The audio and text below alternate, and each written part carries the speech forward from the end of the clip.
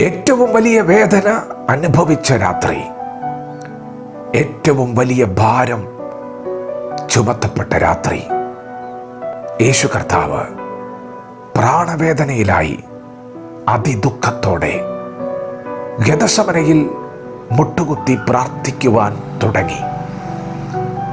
ദൈവത്തിൻ്റെ മാറ്റമില്ലാത്ത വചനം ശ്രദ്ധിക്കുന്ന ദൈവവൈതലേ, മറ്റാർക്കുമില്ലാത്ത ചില വേദനകൾ, ചില ഭാരങ്ങൾ ഇന്ന് പകൽ നീ അനുഭവിക്കുകയാണ്.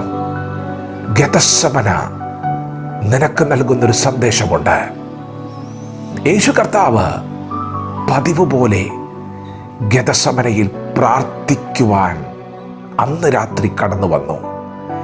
എന്നും പ്രാർത്ഥിക്കുന്നൊരു ശീലം യേശുവിനുണ്ടായിരുന്നു.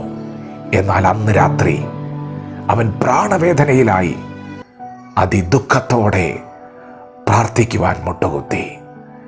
പ്രിയപ്പെട്ടവരെ, ലോകത്തിൻ്റെ പാപം മുഴുവനും ചുമത്തപ്പെട്ടാൽ അതെത്ര വലിയ ഭാരമാണ്, അതെത്ര വലിയ വേദനയാണ്. എന്നിട്ടും യേശു പ്രാർത്ഥിക്കുവാൻ മുട്ടുകുത്തി.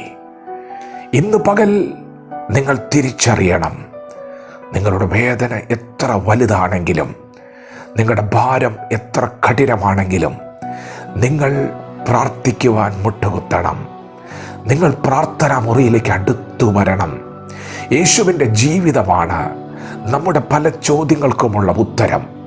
ഇന്ന് പകൽക്കാലം ഗെത്സമന നമ്മോട് പറയുകയാണ്, നീ ആ ഭാരവുമായി പ്രാർത്ഥനാ മുറിയിലേക്ക് അടുത്തു വരണം.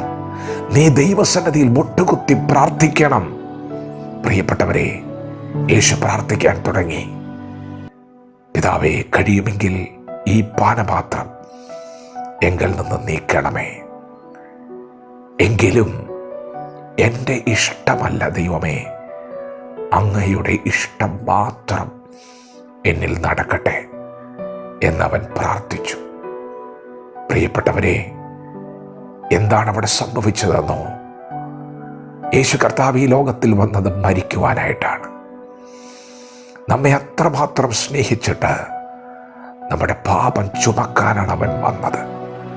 അവൻ മരിക്കാനാണ് വന്നത്. എന്നാൽ പാപമെന്തെന്നറിയാത്ത പരിശുദ്ധൻ്റെ മേൽ ഈ ലോകത്തിൻ്റെ പാപം മുഴുവൻ ചുമത്തപ്പെട്ടപ്പോൾ അവൻ അതിദുഃഖിതനായി, അവൻ മരണവേദനയിലായി. അവൻ പിതാവിനോട് പ്രാർത്ഥിക്കുന്നു, ദൈവമേ, ഈ വേദന കഠിനമാണ്, എങ്കിലും എൻ്റെ ഇഷ്ടമല്ല ദൈവമേ, നിന്റെ ഇഷ്ടം എന്നിൽ സംഭവിക്കട്ടെ. പ്രിയപ്പെട്ടവരെ, പെട്ടെന്ന് സ്വർഗത്തിൽ നിന്നൊരു ദൂതൻ അവിടെ ഇറങ്ങി വന്ന് യേശുവിനെ ശക്തിപ്പെടുത്തി. പിന്നെ യേശു അതിശ്രദ്ധയോടെ പ്രാർത്ഥിച്ചു. പിന്നെ നാം കാണുന്നത് യേശു അവിടെ നിന്ന് എഴുന്നേൽക്കുകയാണ്. യഹൂദന്മാർ, പടയാളികൾ യേശുവിനെ പിടിക്കുവാൻ അവിടെ വന്നിരിക്കുന്ന കാഴ്ചകളാണ് അവിടെ കാണുന്നത്.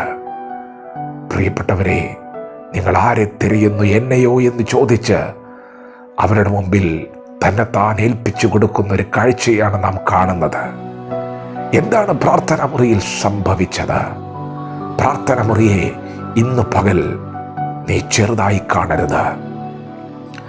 നിനക്ക് പറയാനുള്ളത് മുഴുവനും നീ ദൈവത്തോട് പറ. നിന്റെ ഹൃദയത്തെ നീ ഒന്ന് പകര്. ഇന്ന് പകൽക്കാലം പ്രാർത്ഥനാ മുറിയിൽ അവൻ ക്ഷീണിച്ചിരിക്കുന്നവന് ശക്തി നൽകുന്ന ദൈവമാണ്. പ്രാർത്ഥനാ മുറിയിൽ അവൻ ബലമില്ലാത്തവന് ബലം വർദ്ധിപ്പിക്കുന്ന ദൈവമാണ്. നീ പ്രാർത്ഥനാ മുറിയിലേക്ക് അടുത്തുവാ. നിന്റെ ഭാരം നീ ഇറക്കി വയ്ക്ക്. നീ ഒരിക്കലും നിരാശയോടെ മടങ്ങില്ല. പ്രാർത്ഥനാ മുറിയിൽ ദൂതൻ ഇറങ്ങി വരുന്നു. പ്രാർത്ഥനാ മുറിയിൽ ദൈവത്തിൻ്റെ സാന്നിധ്യം ഇറങ്ങുന്നു. ഇന്ന് പകൽ നീ ലജ്ജിക്കപ്പെടുകയില്ല. നിന്റെ ഭാരവുമായി നീ പ്രാർത്ഥനാ മുറിയിലേക്ക് വാ. ഗെത്സമന വിളിച്ചു പറയുകയാണ്. ഏറ്റവും വലിയ ഭാരം ചുമത്തപ്പെട്ട ആ രാത്രി യേശു കർത്താവ് പ്രാണവേദനയിലായി എന്നുള്ളത് സത്യമാണ്. പക്ഷേ പ്രാർത്ഥനാ മുറിയിൽ നിന്ന് അവൻ എഴുന്നേറ്റത് അതിശക്തിയോടെയാണ്.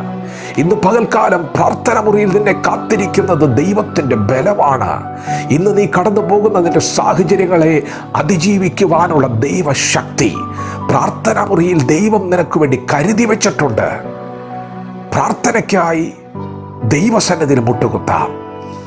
ദൈവം നമ്മെ ഓരോരുത്തരെയും ഈ പകൽ അനുഗ്രഹിക്കുമാറാകട്ടെ. ആമേൻ.